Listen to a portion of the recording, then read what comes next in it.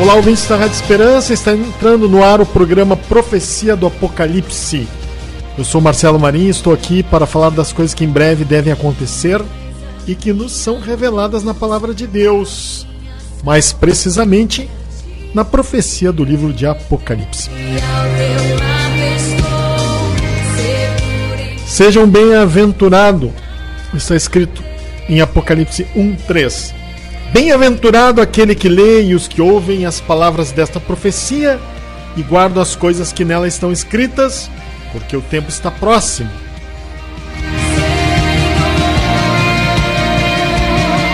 Quem tem ouvidos, ouça o que o Espírito diz às igrejas. Apocalipse 2:7.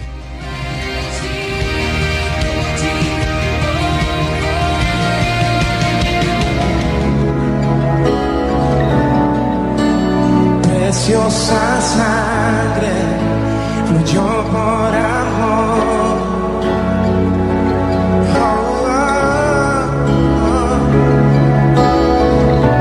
Sobre ti dolor. A pergunta do programa de hoje é: o que devemos fazer para compreender o livro de Apocalipse? Eu já falei de algumas coisas, alguns passos que devem ser dados quando queremos ou desejamos compreender o livro de Apocalipse. O primeiro passo foi crer que o Senhor deseja que nós compreendamos a profecia. O segundo passo, dependermos unicamente do Espírito Santo. E hoje vamos então ao terceiro: deixar que o Espírito Santo te exponha às Escrituras. Lucas 24:27 diz assim: e começando por Moisés, discorrendo por todos os profetas, expunha-lhes o que a seu respeito constava em todas as Escrituras. Bem, meus queridos, nós entendemos por esse texto da Bíblia que é importante deixarmos que o Espírito Santo aponte para nós as coisas que estão escritas na Bíblia. Não devemos buscar entender o que está escrito no livro de Apocalipse fora da Bíblia. Este é um erro. Não adianta ficarmos sentados debaixo de uma árvore, meditando, refletindo, pensando, como se o entendimento viesse assim e surgisse do nada. Não vai ser assim. O Espírito Santo vai revelar o que está no livro de Apocalipse, apontando para textos bíblicos, como foi o caso dos discípulos que estavam no caminho de Emaús, que nós encontramos em Lucas 24. Jesus lhes abriu entendimento, Jesus começou a falar das Escrituras, começou a expor a eles, a mostrar. Assim o Espírito Santo vai fazer contigo. Há uma outra coisa que devemos fazer, que é buscar e esperar que Deus nos abra o entendimento para que compreendamos o que está escrito. Lucas 24:45, ainda no capítulo 24 de Lucas, então lhes abriu o entendimento para compreenderem as Escrituras. Não basta apenas o Espírito Santo apontar para um texto, se não nos abrir o entendimento daquilo que está escrito. Deixe-me lhes dar um exemplo do que disse há pouco. Digamos que você esteja lendo o Apocalipse capítulo 1, do versículo 12 ao 13, então encontra o seguinte: voltei-me para ver quem falava comigo, e voltando vi 7 candeeiros de ouro, e no meio dos candeeiros um semelhante ao Filho do Homem, com vestes talares e cingindo a altura do peito com uma cinta de ouro. Bem, você não é uma pessoa curiosa, né? Você não está lendo a Bíblia porque quer matar a curiosidade em relação às coisas escritas, mas está numa jornada com Deus.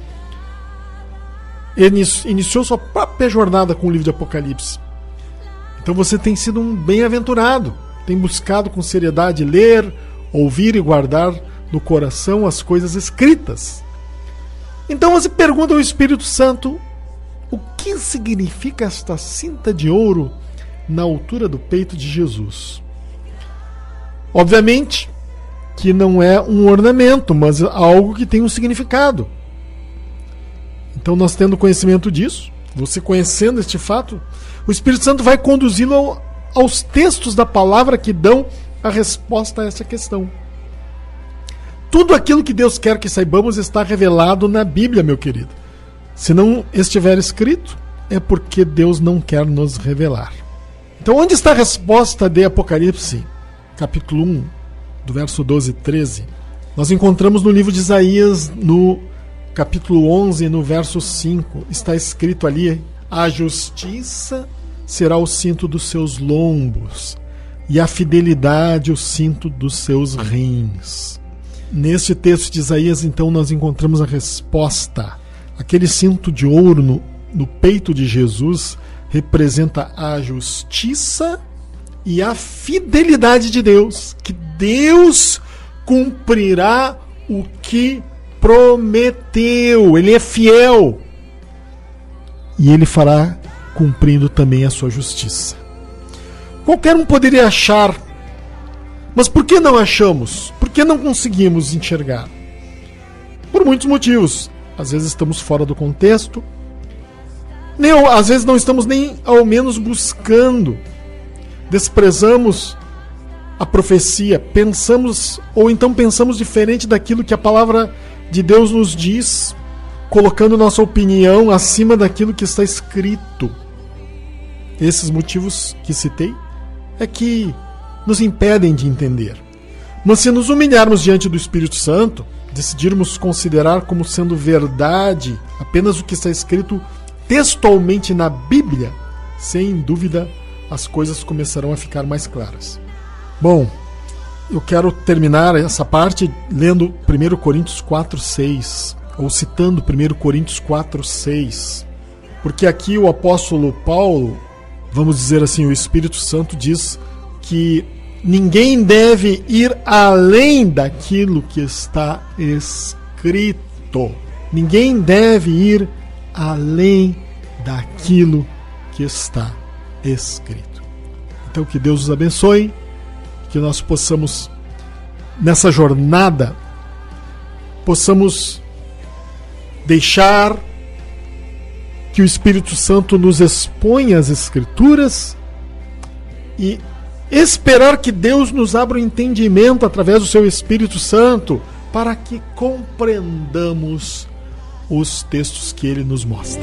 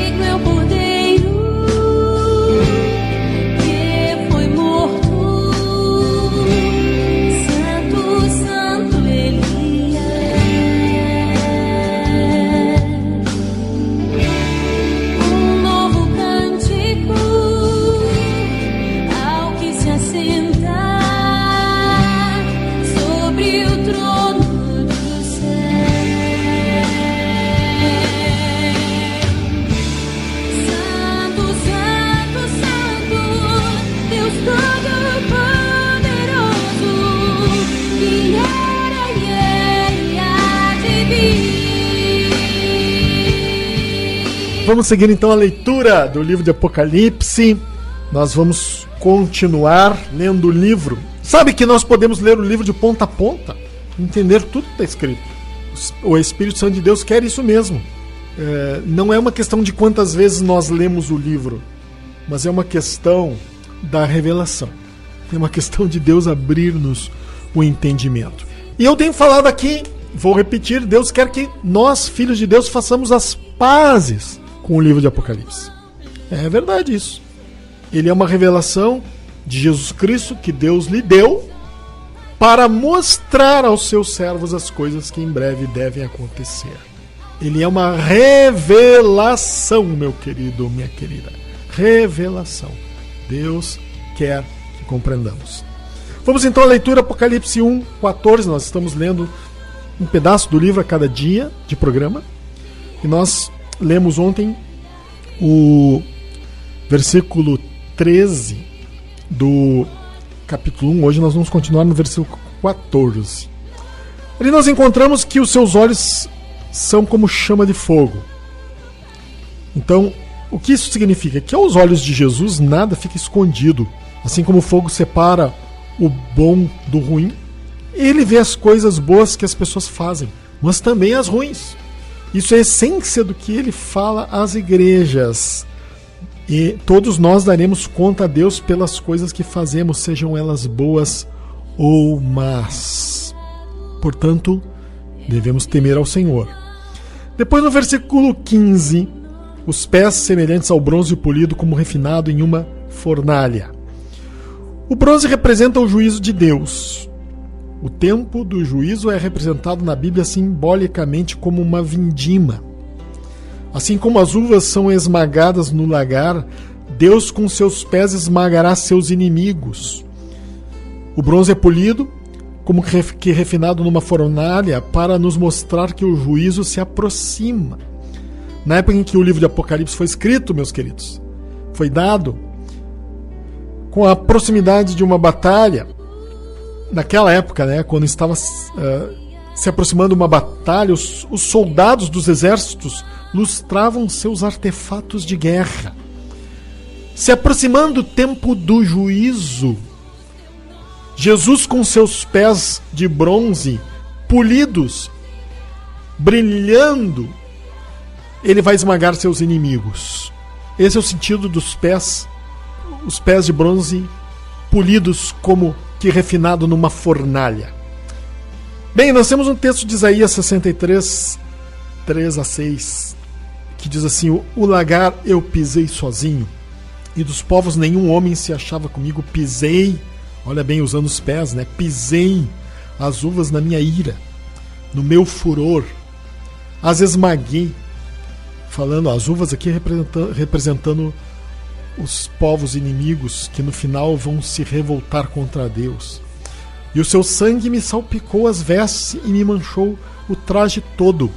Aqui em Isaías, fazendo uma alusão ao capítulo 19 de Apocalipse, o momento em que Jesus retornará do céu para iniciar seu reinado milenar nesta terra. O reinado é eterno, mas nós teremos um período específico de 1000 anos. Continuando Isaías, então, capítulo 63, verso 4, porque o dia da vingança me estava no coração, e o ano dos meus redimidos é chegado. O ano em que os remidos, aqueles que foram lavados no sangue do Cordeiro, aqueles que entregaram a vida ao Senhor, aqueles que creram tanto da antiga aliança quanto da nova, então vão reinar com Cristo. Olhei e não havia quem me ajudasse, e admirei-me de não haver quem me sustivesse, pelo que o meu próprio braço me trouxe a salvação e o meu furor me susteve. E depois, na minha ira, pisei os povos, no meu furor, embriaguei-os, derramando por terra o seu sangue. Ainda, novamente, uma alusão ao final, a batalha final, que a Bíblia chama de Batalha do Armagedon, que eu não vou dar detalhes agora porque não é o caso no nosso programa de hoje. Então aqui nós encontramos a explicação por que Jesus aparece ali com os pés de bronze, esta figura, porque ele quer nos mostrar que naquele momento, e vale para hoje também, no período que antecede a chegada do juízo, ele está preparado, pronto já para esmagar seus inimigos. Que todos temam ao Senhor.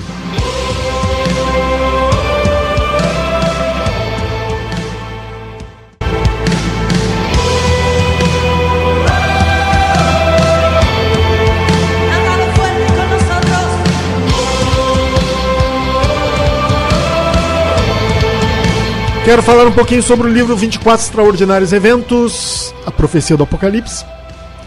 A resposta à pergunta por que ele é um livro evangelístico, porque foi escrito também pensando naqueles que nunca tiveram contato com a palavra de Deus. Ele responde a diferentes perguntas sobre o que ocorre após a morte do ser humano. Inicia com a definição de termos, conceitos e eventos para que o leigo se familiarize com a descrição que vem a seguir. Ou seja, a descrição que é feita depois das definições, né, no livro. Explica os motivos que levará a Deus a executar tal juízo sobre a humanidade. Mostra os meios que Deus usará para realizar tais eventos. Faz uma narrativa no tempo presente, dando aos leitores a sensação de que estão vivenciando uma história. E as afirmações que são feitas no livro são referenciadas com as notas de rodapé em cada página, indicando onde se encontram na Bíblia a palavra de Deus. Todas as afirmações têm um texto bíblico comprovando o que é dito. E também explica o que cada um deve fazer para escapar do juízo que se aproxima. Então no livro é apresentado não só a proposta da graça de Deus que recebemos pela fé, gratuitamente, mas o fruto dessa graça. Qual é a consequência de crermos em Jesus? Não basta apenas falarmos com a boca se nossos atos não demonstram que é verdadeiro aquilo que falamos. Então o livro explica muito bem isso. Uma pessoa, ao receber Jesus, precisa ser incluída no corpo de Cristo, precisa fazer parte da igreja de Deus, precisa ter comunhão com os irmãos. Então nós encontramos esta orientação neste livro.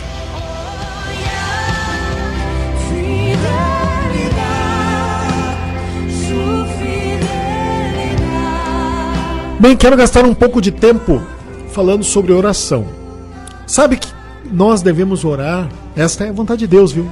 Orar pela igreja, orar pelos nossos irmãos. Jesus disse de forma profética que uma parte da igreja estaria preparada para a chegada do tempo do juízo. Ele falou isso e nós encontramos este registro em Mateus capítulo 25, a parábola das virgens. Bem, então nós já sabemos de antemão que uma parte da igreja vai estar bem na época do juízo. Interessante isso, né? Quando chegar esse tempo, uma parte da igreja vai estar vivendo a palavra de Deus, porque vai participar do arrebatamento. Podemos dizer assim, uma parte dos cristãos que conhecem a Deus, que amam o Senhor, estarão preparados para a chegada deste tempo. Mais ou menos 50%. 5 virgens prudentes e 5 nécias. Nós sabemos também que o juízo está no nosso futuro. Não sabemos quando. Já tenho falado aqui e continuo dizendo que ninguém sabe quando chegará o tempo do juízo. Ninguém sabe mesmo. Não podemos afirmar que qualquer um de nós estará vivo quando isso acontecer. Isso seria um atentado contra as Escrituras, porque Jesus mesmo disse que ninguém sabe o dia nem a hora. Aliás, se nós olharmos bem para o texto bíblico, vamos ver que Deus, ele faz questão que ninguém saiba. Ele quer que nós creiamos do que diz a sua palavra. Ele quer que nós creiamos que o juízo virá e que nós temos que estar prontos para a chegada desse tempo. Então, meus queridos, nós podemos, sabendo dessas coisas, orar para que a igreja se prepare. E podemos crer que as coisas vão mudar. Podemos crer que o quadro que se apresenta atualmente, onde muitas pessoas estão com os corações endurecidos, vai mudar. Muitos serão despertados pelo Espírito Santo de Deus. Ele está agindo na vida de muitos cristãos neste mundo afora. Nós não sabemos quem são, não podemos apontar para um, apontar para o outro, mas nós sabemos que o Espírito Santo, ele está despertando pessoas para viverem uma vida de temor, como ele fez com Noé, por exemplo. Noé, no meio daquela geração perversa, escolheu a melhor parte. Escolheu temer a Deus. Escolheu a parte mais difícil. E assim também o Espírito Santo está levantando pessoas, renovando pessoas, está cortando as amarras com o mundo, porque as pessoas querem, é verdade. O Senhor nunca vai tocar em alguém que não queira ser tocado. O Senhor nunca vai libertar alguém que não quer ser liberto. O Senhor nunca vai fazer com que aquela palavra que diz que Ele nos libertou dos pecados pelo seu sangue se torne real nas nossas vidas, se é que não queremos ser livres. Mas uma vez que queremos andar em liberdade, Ele sim virá com amor, com seu poder, e nos libertará e nos tocará. Então nós precisamos orar por nós mesmos e por aqueles que estão ao nosso redor. Talvez você vai começar a orar, isso não vai fazer muito sentido no começo, mas com o passar do tempo, à medida que vai perseverando em oração, as coisas vão se tornando mais evidentes, mais claras, mais concretas. O juízo vai tomando forma porque o Espírito Santo de Deus vai agindo no seu coração, vai fazendo com que você entenda que é verdade. As coisas que Deus anunciou na sua palavra é verdade. Jesus voltará a este mundo, reinará nessa terra. O arrebatamento vai acontecer. Aqueles que são fiéis a Deus, obedecem sua palavra, levam Deus a sério, vão participar do arrebatamento. Vão escapar das coisas que estão por vir neste mundo. Pelo menos uma grande parte das coisas piores que acontecerão no final dos 7 anos. Se nós orarmos, isso vai acontecer. Porque o Espírito Santo de Deus vai agir no nosso coração. E cada vez mais vai nos dar temor. Cada vez mais vai nos levar a nos apegarmos a Deus com amor. Tem que ser uma iniciativa nossa. Você tem que ter essa iniciativa. Se as coisas não estão bem na sua volta, não adianta ficar se lamentando. Não adianta ficar reclamando. Não adianta ficar falando mal dos outros. A mudança tem que começar por você, por mim, por nós mesmos. Então, se a coisa está ruim onde você está, diga assim, então eu vou começar a buscar Deus. Vai começar comigo a mudança. Vou ser o primeiro a orar e buscar Deus aqui. E com o tempo, Deus abençoar os irmãos que estão aqui no meu lado, estão comigo aqui. Pronto, é assim que funciona. É assim que Deus quer, é isso que agrada a Deus. Isso é uma coisa que vem de Deus, viu, meus queridos? Então vamos orar.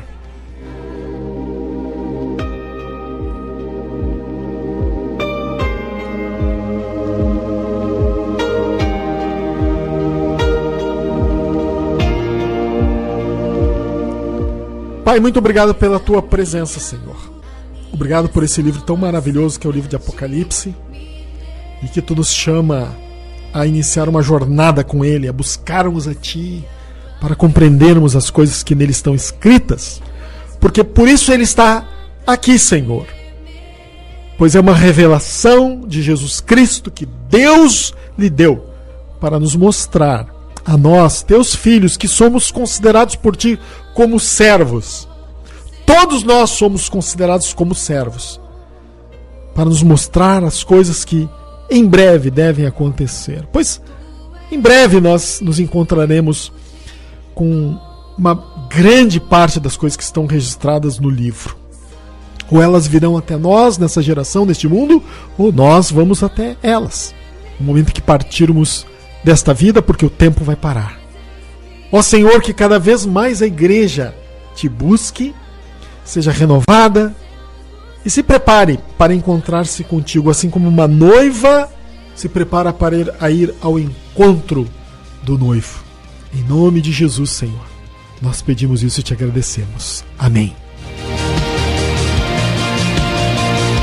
Chegamos ao final de mais um programa. Que Deus abençoe a todos vocês. Se Deus permitir, estaremos aqui amanhã.